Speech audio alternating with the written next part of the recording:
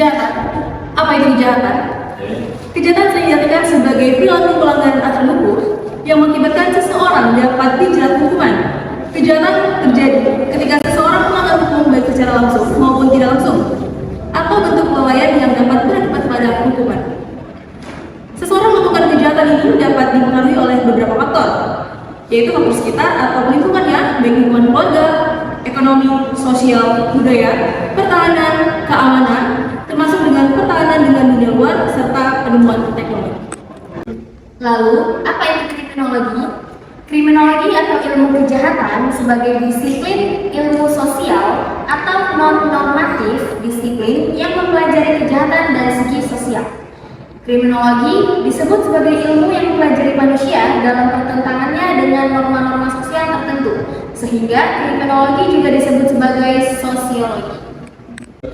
Kajian kriminologi ini dapat dikelompokkan menjadi 4 aspek pembahasan, meliputi kejahatan, pelaku kejahatan, korban kejahatan, serta reaksi masyarakat terhadap kejahatan. Lalu, apa hubungannya antara hukum pidana dengan kriminologi? Hubungan hukum pidana dengan kriminologi adalah keterkaitan yang saling melengkapi, di mana kriminologi mencari suatu alasan atau faktor yang mendorong timbulnya tindak kejahatan yang melahirkan akibat hukum. Sedangkan hukum pidana berusaha menghubungkan perbuatan jahat dengan hasil pembuktian. Kriminologi ini mempelajari kejahatan sebagai fenomena sosial, sehingga sebagai perilaku kejahatan tidak terlepas dalam interaksi sosial. Artinya, kejahatan menarik perhatian karena pengaruh perbuatan tersebut yang dirasakan dalam hubungan antara manusia. Bentuk-bentuk kriminalitas.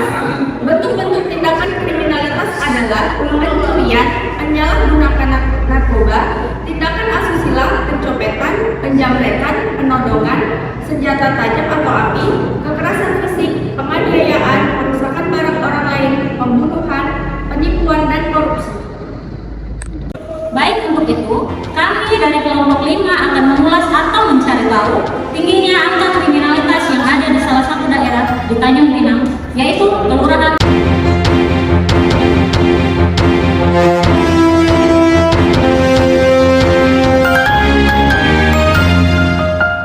Kenapa? Pintunya yang daun 2. Jadi kami terbuka. Apalagi mahasiswa itu leading sektornya memang desain dengan desolennya. Desain teorinya seperti ini, desolennya, prakteknya, aplikasi di lapangan seperti ini. Contoh tadi, maaf, dia ingin mencapai satu kekuasaan. Ada juga dia ke situ, sekian persen di situ, sekian persen dengan emosional dia waktu ada permasalahan dan lain-lain, ada indikator-indikatornya. Banyak kan dia itu penyakitnya ingin puas, kepuasan tersendiri gitu. yes. Itu yang kami kelurahan akan membuat tahun depan. Tahun ini sudah kami masuk rekomendasinya untuk SAPA untuk perlindungan perempuan dan anak. Apabila ada kekerasan rumah tangga, nah, SAPA itulah yang akan turun mendampingi ibu si korban. Ibu si korban jangan sampai ke PH, kita bentuk RC, atau itu di tingkat kota ya, tingkat kelurahan. Di tingkat RW kita bentuk rumah keadilan. Rumah keadilan itu salah satunya untuk mengatasi masalah hal-hal seperti yang saya sampaikan tadi itu. Kalau ada kasus KDRT, kedua melalui PA TBM tingkat kelurahan, kita sudah melegalkan PA TBM tingkat kelurahan sampai di tingkat RW. Kenapa?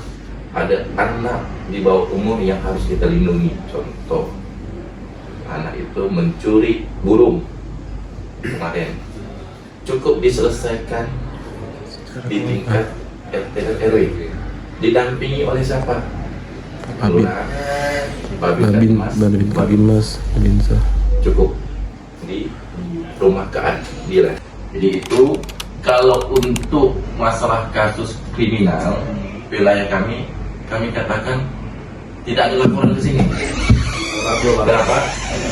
Pos kamling di tempat kami sudah berjalan sesuai dengan tupoksinya masing-masing. Salah satunya ibu kasih pemerintah dan Trantipbum. Trantipbum itu sudah diselesaikan di tanah bawah itu. Itulah melalui rumah keadilan di tingkat RW dan jadi kebanyakan sudah selesai di sana. Kalau tidak selesai baru kita bawa. Contoh kemarin pencurian pisang di RT 4 RW 11 sampai di Kapolsek.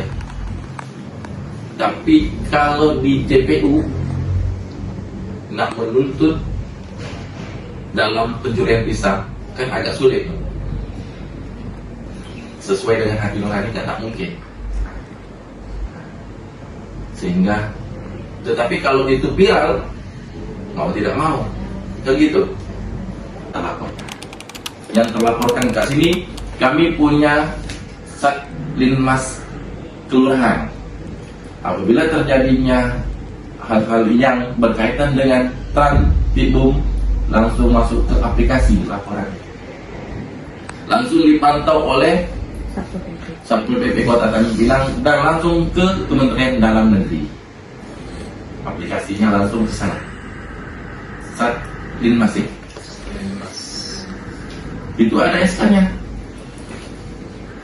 Legal untuk mengatasi masalah kriminal. Nah, kenapa kami mengatakan aman? Kami sudah berjalan 3 pilar ini, baik dari pemerintah daerah, dalam hal ini pemerintah Kota Tanjung Pinang melalui kelurahan, melalui perangkatnya RT dan RW sudah berjalan sesuai dengan tupoksinya. Dibantu dengan Babin Katimas dari pihak kepolisian dan Babinsa. 3 pilar itu sudah berjalan dalam melakukan pemantauan dan pembinaan terhadap masyarakat dan lembaga-lembaga yang ada di lingkungan masing-masing. Jadi peran serta itu tidak menutupi bukan kita saja yang kerja, lembaga-lembaga yang ada di wilayah RT dan RW itu.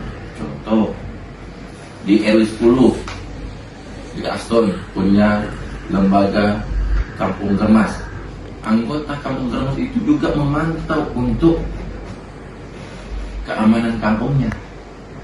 Kedua, contoh di tempat Pak Siso RW 7 ada Linmas perumahan, itu dibentuk RT dan RW untuk mengamankan wilayah masing-masing.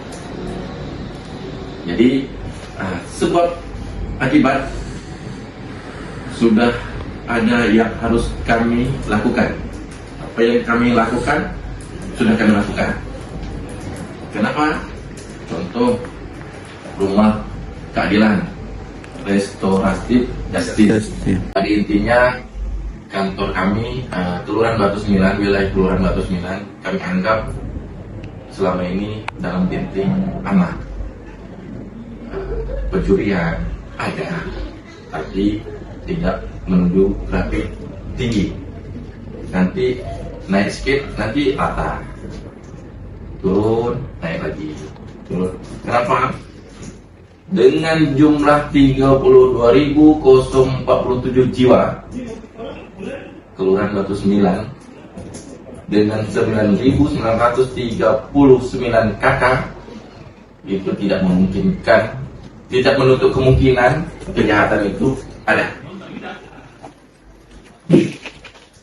Dengan jumlah luas wilayah 27 km persegi, dengan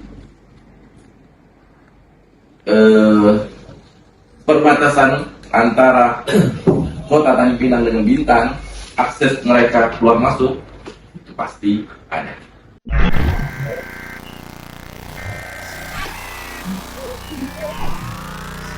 Baik, saat ini kami sedang bersama RW di salah satu kelurahan yang ada di Tanjung Pinang. Baik, dengan Pak. Saya Pak Siswa selaku Baik, Pak Siswa. Pak Siswa, kami ingin menanyakan beberapa pertanyaan untuk terkait kriminologi atau kriminalitas yang ada di daerah kelurahan Tanjung Timur. Salah satunya itu dalam 2 tahun kebelakangan, apakah Bapak sering mendapatkan kabar tentang ada tindak pidana di daerah? khususnya di wilayah saya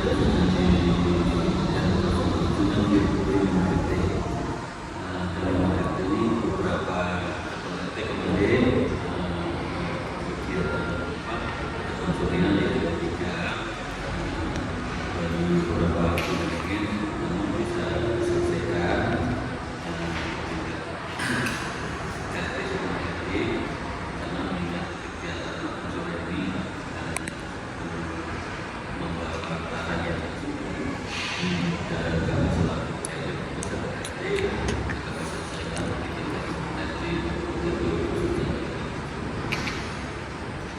mengenai kemudian ini beberapa 2 tahun saya katakan ini kan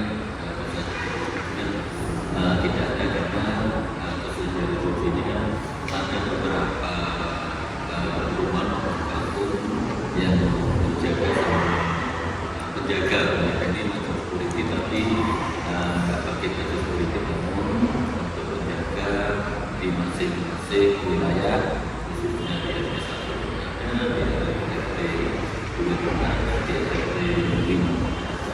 Jadi dengan adanya penjaga ini kan bisa membantu masyarakat apabila ada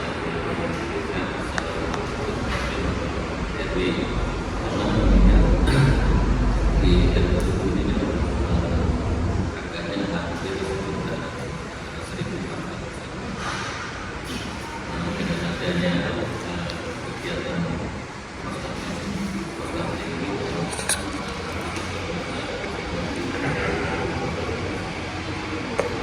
Berarti sudah ada beberapa penjagaan maupun semacamnya. Tapi kan di samping itu mungkin dengan adanya posronda mungkin ada sering terjadi perkumpulan remaja yang mungkin akan menjadi penyebab dari kriminalitas ini. kalau di tempat ada itu datang tidak ada dulu tahun-tahun sekitar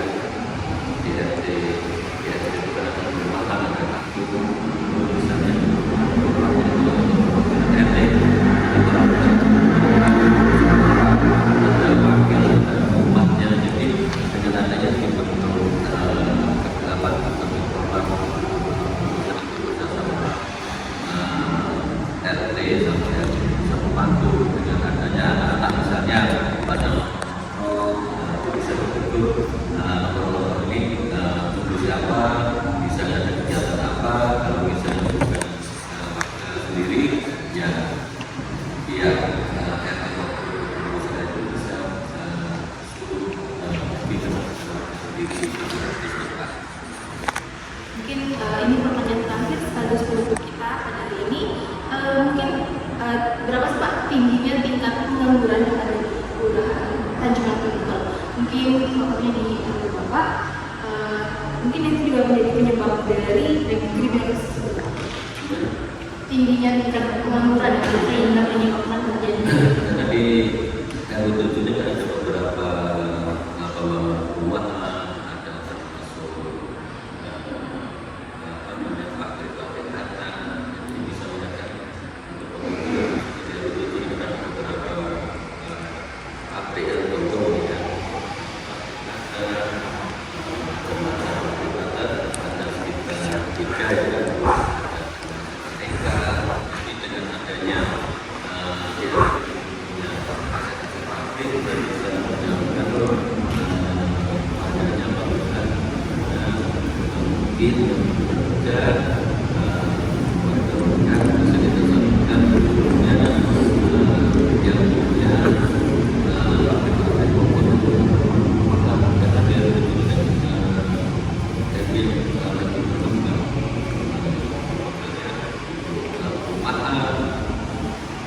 untuk aktif data. Jadi bisa kita salurkan apabila ada program kita yang mungkin bekerja. Tapi dengan adanya banyak kegiatan-kegiatan khususnya di bidang ekonomi yang pakai dari ini kita memproduksi kepercayaan yang sedikit karena hanya ada yang ada di